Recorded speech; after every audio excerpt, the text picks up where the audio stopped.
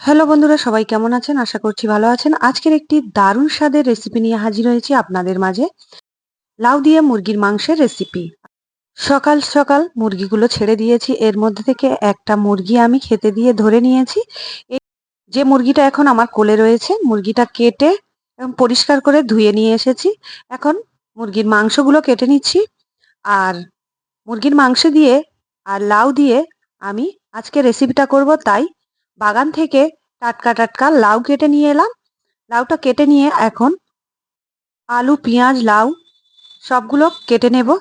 আর আপনারা তো লাউ চিংড়ি দিয়ে খেয়েছেন, লাউ লাউ দিয়ে অনেক রকম রেসিপি বানিয়ে খেয়েছেন, কিন্তু একবার লাউ দিয়ে এইভাবে মুরগির মাংস রান্না করে খেয়ে দেখতে পারেন। অসাধারণ লাগে খেতে, ভীষণ টেস্টি। কড়ার মধ্যে পরিমাণ মতো তেল দিয়ে তেজপাতা, গোটা গরম মশলা দিয়ে দিয়েছি। গরম হয়ে যেতে এখানে আমি দুটো পেঁয়াজ কেটে রেখেছিলাম, পেঁয়াজগুলো দিয়ে দিচ্ছি। পেঁয়াজগুলো দিয়ে ভালো করে আমি এগুলো ভেজে নিচ্ছি। পেঁয়াজগুলো ভাজা হয়ে গেছে, এখানে আদা রসুনের পেস্ট একসঙ্গে বেটে রেখেছিলাম দিয়ে দিয়েছি। দিয়ে এখন আদা রসুনের পেস্টগুলো ভালো করে কষিয়ে নেব পেঁয়াজের সঙ্গে। প্রথমবার আমি এই রেসিপিটা বানিয়েছি, এর আগে কোনোদিন আমি খাইনি, কিন্তু খেতে এতটাই টেস্টি ছিল বলে বোঝাতে পারবো না আপনাদের। আপনারা অবশ্যই বানিয়ে খেয়ে দেখতে পারেন। তারপরে এখানে হলুদের গুঁড়ো 2 চামচ দিয়েছি, লঙ্কার গুঁড়ো 1 চামচ দিয়েছি, আর লবণ স্বাদ অনুযায়ী দিয়েছি। এখন সবগুলো একসঙ্গে আমি ভালো করে কষিয়ে নেব। এর মধ্যে অল্প পরিমাণ পানি দিয়ে দেব, দিয়ে এখন ভালো করে মশলাগুলো কষিয়ে নিচ্ছি। তারপরে এর মধ্যে আমি দিয়ে দেব মুরগির মাংস। মুরগির মাংসটা পরিষ্কার করে কেটে ধুয়ে ধায়ে রেখে দিয়েছি। এখন এর মধ্যে দিয়ে আবারও একটু কষিয়ে নেব। এই রেসিপিটা প্রথমবার বানিয়েছি, কিন্তু খেয়ে ভাবতে পারিনি এতটা টেস্টি হবে। আপনারা অবশ্যই বানাবেন, বারবার করে বলছি, খেতে ভীষণ ভালো লাগে।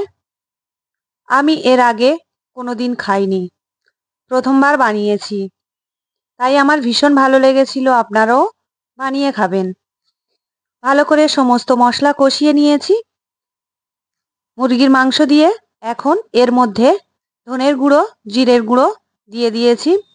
দিয়ে আবারও একটু ভালো করে কষিয়ে নিয়ে এর মধ্যে গরম মশলার গুঁড়ো 1 চামচ দিয়েছি। দিয়ে তারপরে এখন লাউ আর আলু কেটে রেখেছিলাম, লাউ আলু দিয়ে দিচ্ছি। মাংসটা একটু ভালো করে কষিয়ে নিতে হবে, তারপরে লাউ আলু দিয়ে আবারও একটু কষাতে হবে। এটা সুন্দর করে কষিয়ে কষিয়ে একদম লাউগুলো সিদ্ধ করে নেব। তারপরে এর মধ্যে আমি পরিমাণ মতো পানি দিয়ে দেব। তার আগে বলে দিই, যেসব বন্ধুরা আমার ইউটিউব থেকে দেখছেন, প্লিজ চ্যানেলটিকে সাবস্ক্রাইব করবেন, লাইক কমেন্ট শেয়ার করবেন। আর যারা ফেসবুক থেকে দেখছেন, প্রোফাইলটাকে ফলো করবেন, লাইক কমেন্ট শেয়ার করবেন। আপনার বন্ধু বান্ধবের সঙ্গে আমার ভিডিও অবশ্যই শেয়ার করতে ভুলবেন না। তো পানি দিয়ে তারপরে 10-15 মিনিট রান্না করছি। এই রেসিপিটা একদম একটু শুকনো শুকনো মতো করে রান্না করতে হয়, বেশি ঝোল রাখলে খেতে ভালো লাগে না। আমি এখন এটা একদম শুকনো মতো বানিয়ে নেব, বেশি ঝোল রাখবো না। দেখতে পাচ্ছ কতটা সুন্দর ফুটছে, লাউ ভালোভাবে গলে গেছে, আর মাংসটা খুব সুন্দর হয়ে গেছে, আর তেল ভালো বের হয়েছে দেখতে পাচ্ছ। দেশি মুরগি তো, দেশি মুরগির মাংস দিয়ে এইভাবে লাউ রান্না করলে খুব ভালো লাগে খেতে। সবার খাওয়া হয়ে গেছে, আমি এখন বসে পড়েছি খেতে।